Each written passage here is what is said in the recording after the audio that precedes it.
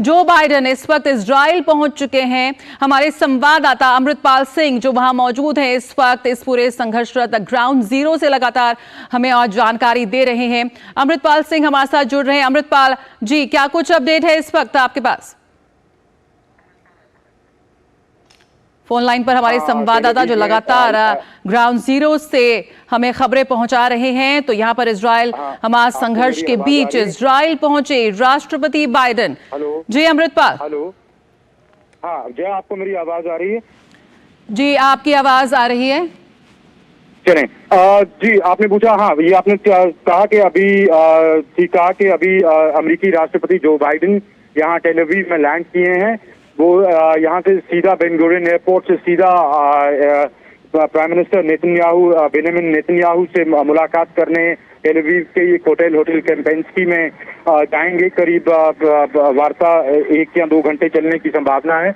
Essentially president Biden ये press upon करेंगे Netanyahu को कि आप इस कूटनीति से इसका हल ढूंढें और कम से कम ह्यूमैनिटेरियन एड गाजा पट्टी में जाने दें। अभी हाल ये है कि यहाँ स्थिति ये है कि बहुत सारे ट्रक्स खड़े हैं राफा क्रॉसिंग पे। ये क्रॉसिंग है जो इजिप्ट मिस्र के बॉर्डर के साथ है गाजा पट्टी की, पर उनको अंदर नहीं जाने दिया जा रहा है।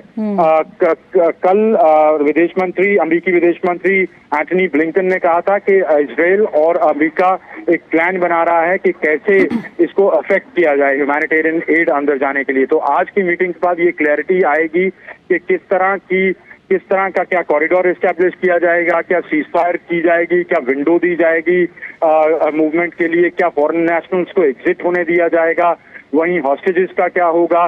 तो बड़ी ये वार्ता की जा सकती है। पर प्राइम मिनिस्टर बेंजामिन नेतन्याहू भी अपनी तरफ से एक्सपेक्टेड है कि अमेरिकी राष्ट्रपति को ये बताएंगे कि उनके लिए हमास को डेसिमेट करना कितना इम्पोर्टेंट है, क्योंकि उन्होंने जिस तरह का अटैक किया उससे पूरे यहाँ देश में इजराइल में लोग ट्रॉमेटाइज्ड हैं, काफी शॉक्ड हैं और एक फीलिंग ऑफ रेट्रिब्यूशन और रिप्रेजल की भावना है जो हम देख रहे हैं कि लगातार इजरायली आर्मी टारगेट्स पाउंड कर रही है गाजा पट्टी में।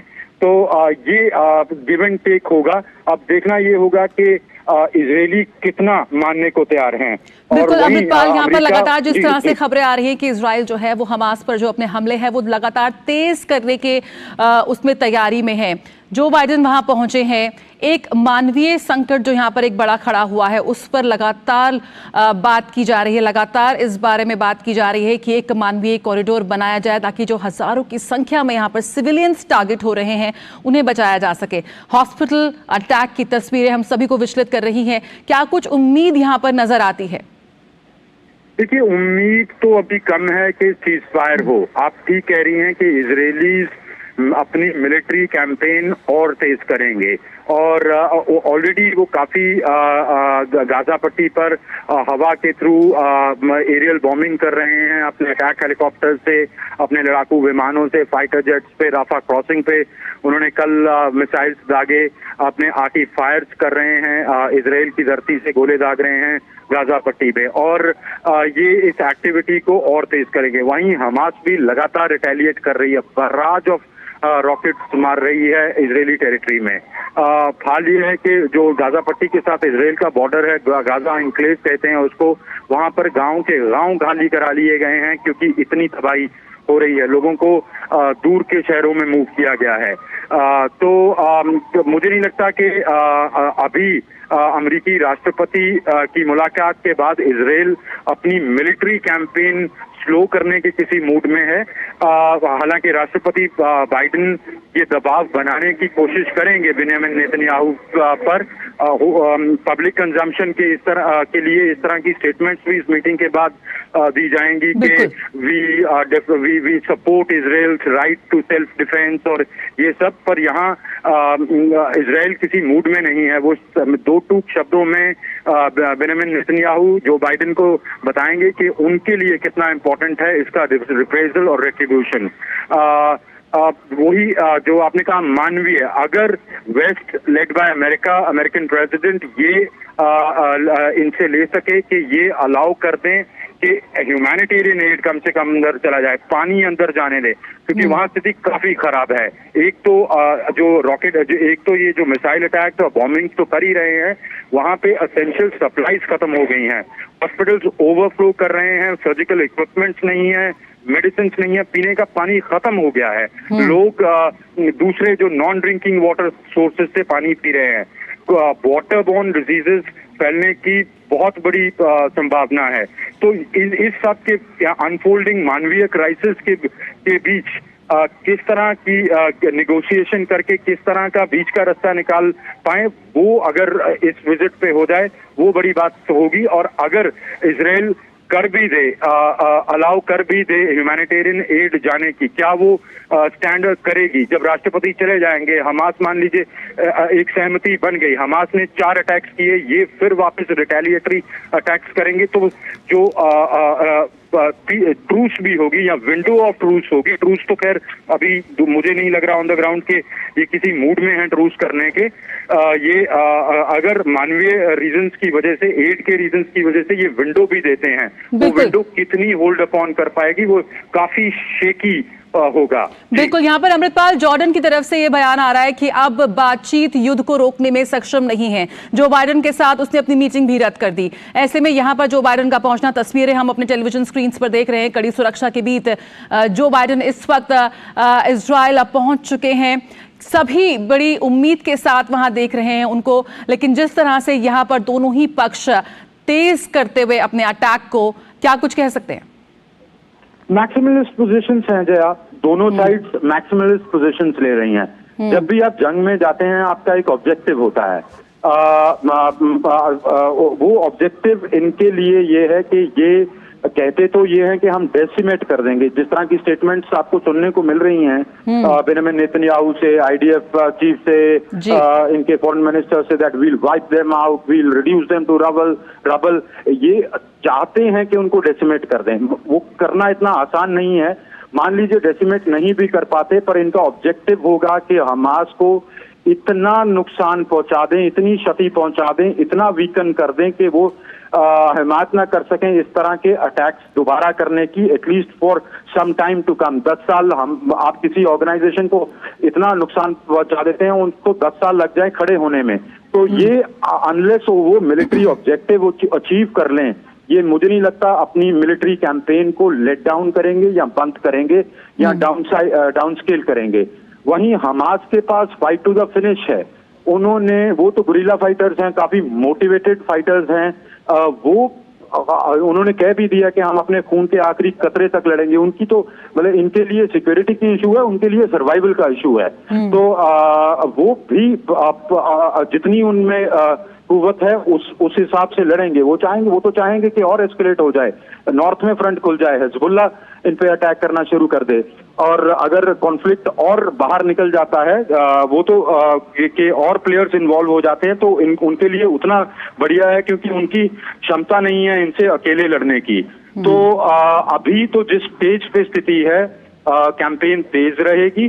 कुछ अगर जो बाइडेन आज की इस यात्रा से लेके जा सकें, वो है एक विंडो और एड के जाने का रास्ता, और वो निगोशिएशन तब होगी अगर ये लोग वो इनके हॉस्टेजेस वगैरह छोड़ने का की कुछ बात करते हैं, पर वो भी पॉसिबिलिटी अभी दिख नहीं रही।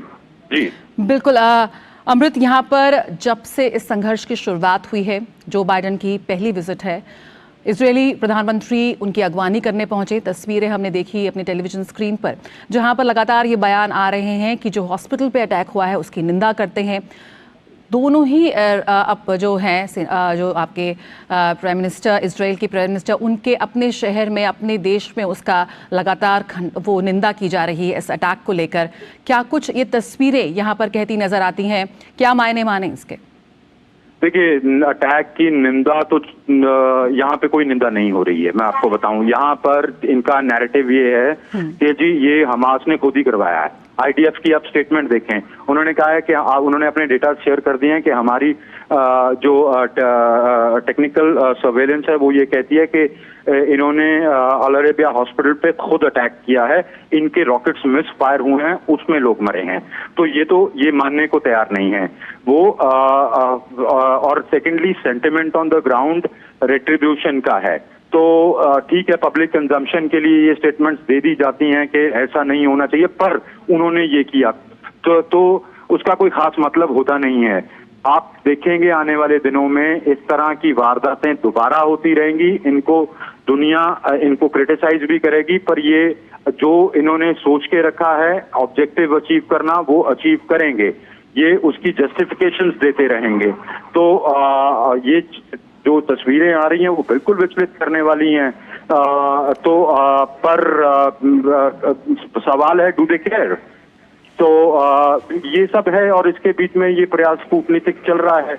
अब इनको जॉर्डन अमान जाना था, उन्होंने कह दिया नहीं जी, हम बात ही करने को तैयार नहीं है, हाँ। क्योंकि ये लोग ये कर रहे हैं। तो अभी दोनों, मैं बताऊं, आप मध्यस्थता तो तब करेंगे ना जब दोनों साइड में से कोई पीस की तरफ बढ़ना चाहे, जब कोई बातचीत करना चाहेंगे।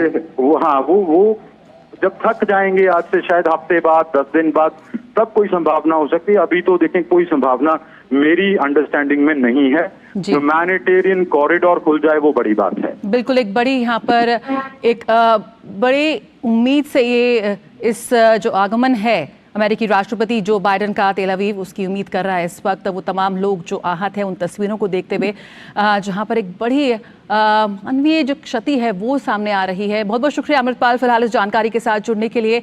तो जो लगातार जो आम नागरिक सिविलियंस मारे जा रहे हैं संघर्ष में, उसको लेकर तमाम ओर से निंदा की जा रही है, लेकिन ऐसे में क्या कोई मानवीय गलियारा खुलता नजर आता है, उसको हम देखेंगे। यहाँ पर रुकेंगे एक छोटे से ब्रेक के लिए, जल्द हाजिर होते हैं। अर्जुन, एग्जाम्स में you made us really proud. अब आगे क्या सोचा है? पापा, मैंने IIT जाना है और इंजीनियर बनना है। थिंक IIT, थिंक विद्या मंदिर। डेयरी क्षेत्र में कार्यरत पशुपालकों, तकनीशियनों तथा संगठनों के प्रयासों को प्रोत्साहन देने हेतु राष्ट्रीय गोकुल मिशन के अंतर्गत राष्ट्रीय गोपाल रत्न पुरस्कार से सम्मानित किया जाता है। ये पुरस्कार 3 वर्गों में सर्वश्रेष्ठ कार्यों और अमूल्य योगदान के लिए दिया जाता है। आवेदन करने के लिए www.awards.gov.in पर या अपने नजदीकी कॉमन सर्विस सेंटर से संपर्क करें। आवेदन की अवधि 15 अगस्त से 15 अक्टूबर 2023 है। राष्ट्रीय गोपाल रत्न पुरस्कार 2023। अब क्या देख रहे हो पापा? तुम कहते हो ना कि स्टॉक मार्केट में बहुत सोच समझकर इन्वेस्ट करना चाहिए, बस थोड़ा सा ज्ञान ले रहा। किससे? हर एक स्टॉक्स एक्सपर्ट है, मस्त एजुकेशनल वीडियोस बनाता है और अच्छी इन्वेस्टमेंट की टिप्स भी देता है। पापा, इन वीडियोस पे ना जाएं, अपना रिसर्च खुद करें या सेबी रजिस्टर्ड इन्वेस्टमेंट एडवाइजर से संपर्क करें। एजुकेशन के नाम पर कुछ इन्फ्लुएंसर्स अक्सर इन्वेस्टर को मिसगाइड